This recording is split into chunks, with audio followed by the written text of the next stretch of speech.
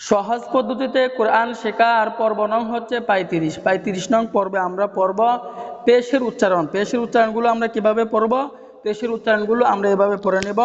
হামজা পেশ উ, হা পেশ হু, আইন পেশ উ, হা পেশ হু, ওয়াইন পেশ হু, খা পেশ হু, কফ পেশ কু, কাফ পেশ কু, জিম পেশ জু, শিন পেশ শু, ইয়া পেশ ইউ, দাদ পেশ দু।